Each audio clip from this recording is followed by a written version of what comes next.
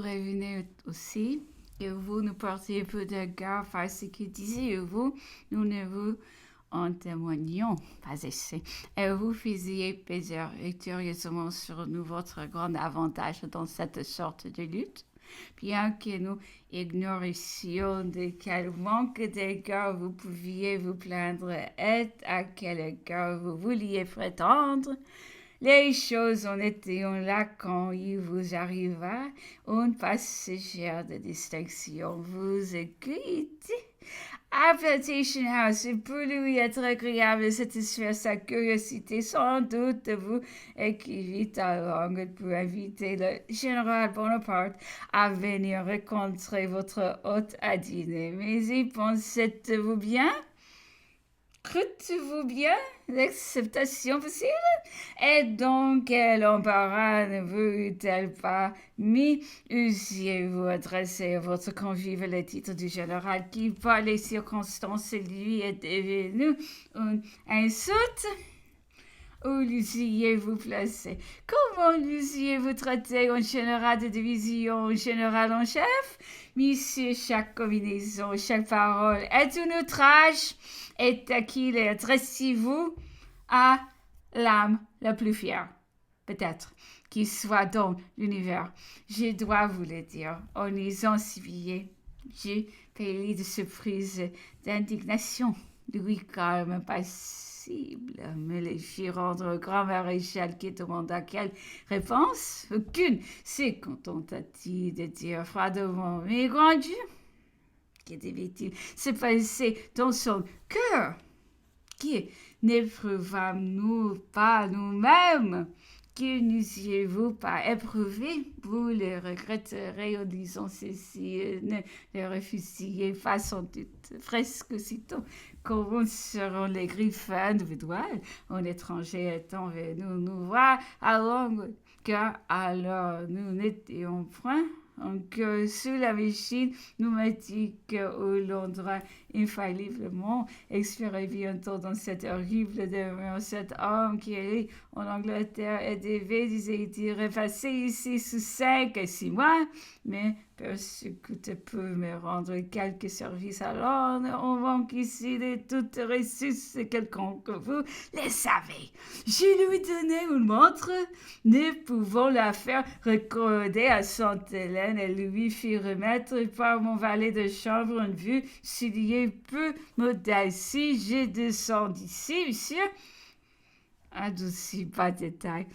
Les circonstances me l'imposant, me justifiant quelques jours après, cet homme me renvoya ses objets en s'excusant pas la lettre la plus polie. Le gouverneur, disait-il, lui avait défendu de se charger de ces objets à moins qu'il ne passe son par ses mains et que je ne lui adresse directement ma demande. Il irritera plusieurs fois son ami, parce qu'il n'a jamais de réponse de moi, et je ne regarde. Je me fusse désormais passer de montre toute ma vie, et j'aurai plutôt marché pieds nus.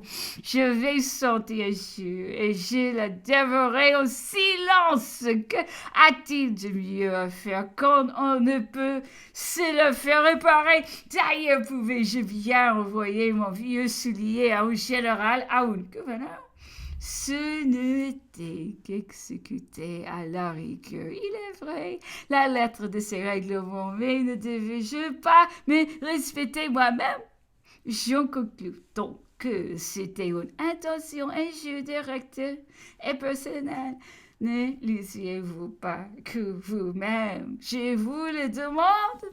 Autrement, me disais-je, ce Hudson me fait l'honneur d'entrer chez moi quand il vient ici. Il me dit qu'il avait su par hasard que j'avais régulièrement remis à quelqu'un des objets pour l'Europe, qui s'était empressé pour m'être agréable de légitimer le passage qui m'indiquait pour l'avenir la voie régulière, et que je lui ferais plaisir de la suivre.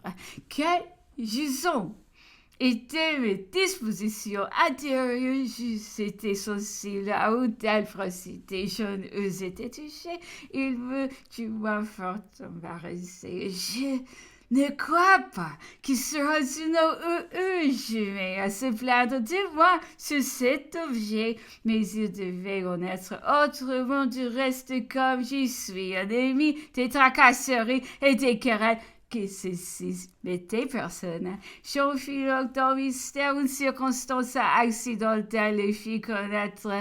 Elle ne contribua pas peu à accroître nos peines et nos chagrins à Longwood. Un de nous avait pris un domestique depuis quelques jours. Vous les rencontrâtes à la porte de la maison. Vous l'arrêtâtes vous-même près d'un seuil qui jusqu'à là nous avions dû croire sacré. Heureusement, l'empereur s'est promené au loin car cela peut s'exécuter sous ses yeux.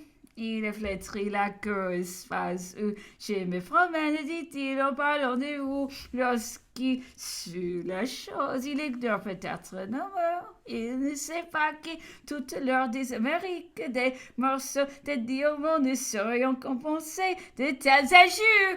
Vous avez assuré plus tard que vous ignoriez que cet homme fut à le dénou. Je le crois, mais cette ignorance, votre précipitation, l'acte lui-même, qui nous demeure pas moins, n'attestons-ils pas c'est le manque de cœur qui tue nous blesser si vivement?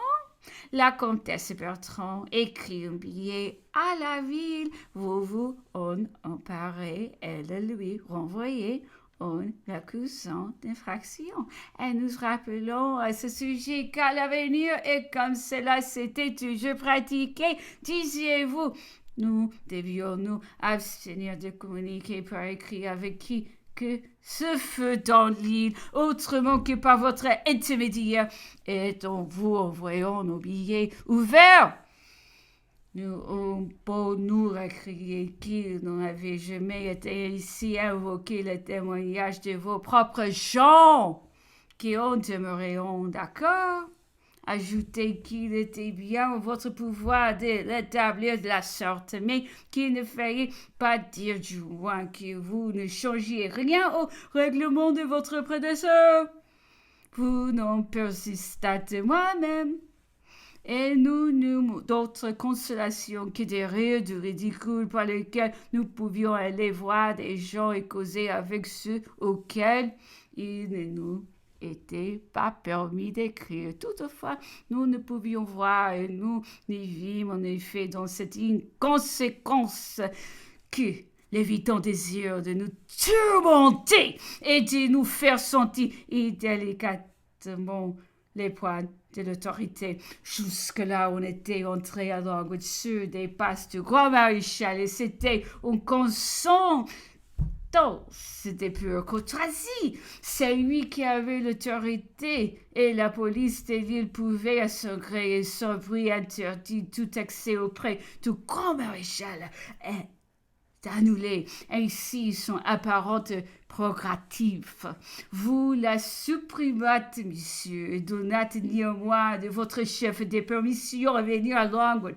Vous recevons ici, dans nos idées, d'une manière choquante, les moyens de montrer à votre gré votre lustre, captif comme une curiosité, il vous faut crier à ce sujet que si vous ne rétablissiez pas les choses telles qu'elles étaient, l'empereur se résoudrait à ne plus voir personne et l'on vous pria surtout de lui épargner les importunités de ceux qui ne viendraient que de votre part. Quelle fut votre réponse? Que vous étiez désolé de prendre, que le général Bonaparte avait été importuné d'aucune visite, que vous alliez prendre les plus promptes mesures pour que cette inconvéniente ne se renouvela pas. Et vous nous mîtes de cet instant à peu près au secret, nous fûmes révoltés de votre mesure et surtout de votre ironie. Elle nous parut barbare, elle nous transporta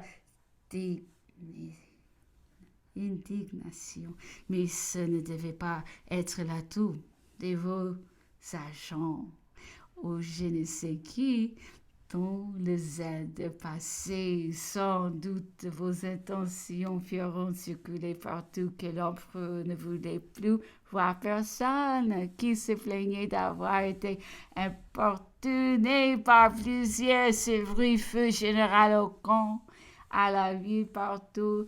Pour ma part, j'étais trompée à ma seule 3 ou 4 personnes. Et vous, de cette croyance, vous êtes surpris, offensé de certaines défiances, de certains doutes entretenus sur vous alors.